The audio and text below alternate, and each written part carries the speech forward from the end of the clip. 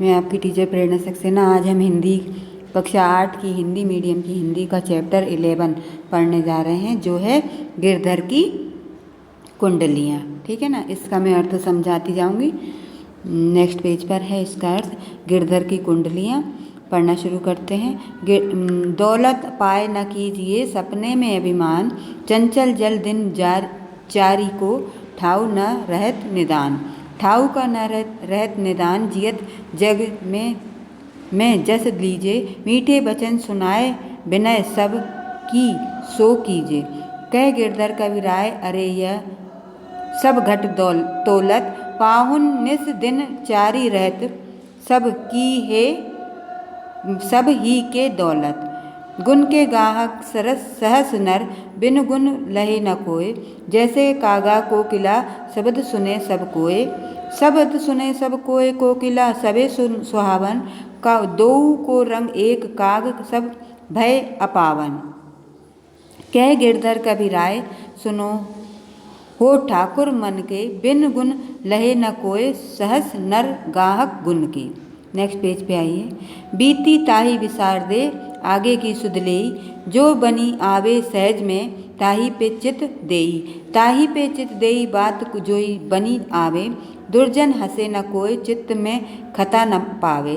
कह गिरधर कविराय कहे करु मन पत तीती, आगे की को सुख सुमझी होए बीती सो बीती। ठीक है, तो अब इसमें परिचय। गिरधर कविराय का जन्म संवत 1770 में हुआ था। इन्होंने बहुत से पुस्तकें लिखी जो लोकप्रिय हुई। इनका जन्म स्थान अवध में माना जाता है। इनको त्याग कर वे अपनी पत्नी के साथ इधर उधर भटकते रहे। उस भ्रमण में स्मरण और उनकी पत्नी ने उनके कुंडलियाँ रची। कहा जाता है कि कुंडलियों का रचन शब्द में हुआ था। वे अपनी पत्नी द्वारा रचित हैं। वे उनकी पत्नी द्वारा रचित हैं। शेष स्वयं गिरधर ने रची हैं। गिरधर को कुंडली शीर्षक पुस्तक में उनकी कुंडलियाँ संग्रहित हैं। अब इसका अर्थ है ना, दौलत पाए न कीजिए सपने में अभिमान। प्रस्तुत पद्यांश हमारी पुस्तक भाषा भारती के पाठ 8 कक्षा 8 के पाठ गिरधर की कुंडलियों से संकलित है। इसके रचिता गिरधर कविराय हैं। इसमें उन्होंने धन का अभिमान न करने की सलाह दी है। व्याख्या करी है। कविवर गिरधर जी कहते हैं कि धन दौलत पाकर सपने में भी घमंड नहीं करना चाहिए। वे कहते हैं कि यह दौलत चंचल जल के समान होती है, किसी भी स्थान पर 4 दिन से ज़्यादा नहीं रहती। जल के समान धन का स्वभाव भी स्थिर न रहने का है। जब तक इस संसार में जीवन है तब तक मनुष्य को यश प्राप्त करना चाहिए। विनय यानी नम्रता से सबके साथ मधुर वाणी बोलनी चाहिए। मीठी वाणी सबसे बड़ी बात है। गिरधर जी कहते हैं कि धन तो घटता रहता है, जिस प्रकार 4 दिन तक कोई मेहमान रहता है और फिर चला जाता है, उसी प्रकार धन दौलत भी 4 दिन की मेहमान होती है।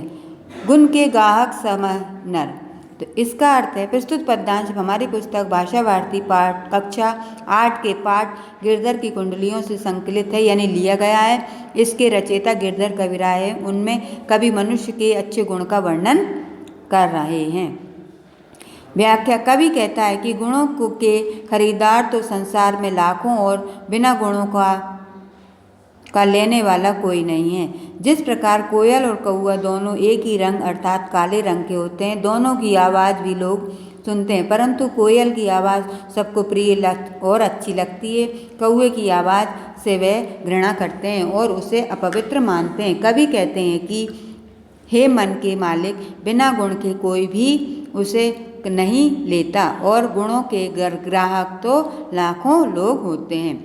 बीती ताही विसार दे आगे की सुध लेई। इसका प्रस्तुत पंक्ति हमारी पाठ्य पुस्तक भाषा भारती की कक्षा 8 के पाठ गिरधर की कुंडलियों से ली गई हैं। इसके रचयिता गिरधर कविराय हैं।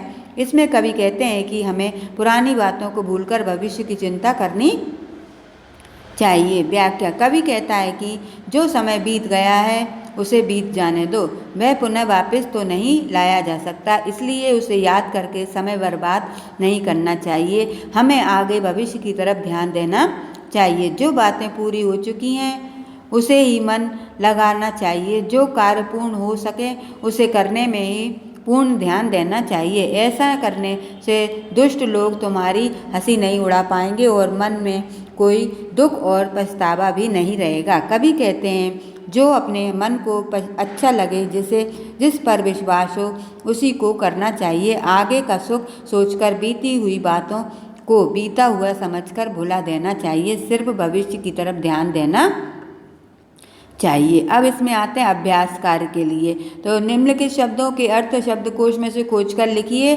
तो खोज के लिखना है, दौलत यानी रुपया पैसा धन, अभिमान माने घमंड, ठाऊ माने स्थान, जस माने यश, पाहुन माने अतिथि, जग माने संसार, निदान माने कारण, अंत में उपचार, जियत यानी जीवित रहते हुए, निस माने सदा, ग्राहक माने खरीदार, बिनु माने बिना, कोकिला माने कोयल, लेह माने लेना, सहस माने हजारों, ठाकुर मन के माने मल के मालिक, ताही माने उसे, सुधी लेही माने खबर लेना, खता माने गलती, बिसारी दे माने भूल देना या छोड़ देना, पर बीतीती माने विश्वास या प्रेम। अब आते हैं निम्नलिखित प्रश्नों के उत्तर संक्षेप में लिखिए। तो पहला प्रश्न है, हमें दूसरे व्यक्तियों से किस प्रकार की वचन बोलना चाहिए। तो उत्तर लिखेंगे, हमें दूसरे व्यक्तियों से सदैव मीठे और विनम्र शब्द बोलने चाहिए। दूसरा प्रश्न है, कोयल सबको अच्छी क्यों लगती है। कोयल अपनी मधुर वाणी के कारण सबको अच्छी लगती है। तीसरा प्रश्न है, धनी व्यक्ति को क्या नहीं करने को कहा गया। धनी व्यक्ति को घमंड नहीं करने को कहा गया है। गुण के ग्राहक से क्या अभिप्राय है। गुण के ग्राहक से आशय गुणों के ग्राहक से है, मतलब गुणों के खरीदार से। हर कोई गुण लेने के लिए नहीं होता। बीती ताई विसार दे कहकर कवि कौन सी सलाह देते हैं। कवि बीती ताई विसार दे कहकर कवि अतीत यानी पिछली बातों को भुला कर आगे बढ़ने की बात कह रहे हैं। अब है विस्तार से प्रश्न लिखिए, धन पाकर हमें अभिमान क्यों नहीं करना चाहिए। उत्तर, हमें धन पाकर कभी भी अभिमान नहीं करना चाहिए। धन अर्थात लक्ष्मी चंचल होती है, एक जगह या किसी भी एक के पास नहीं टिकती।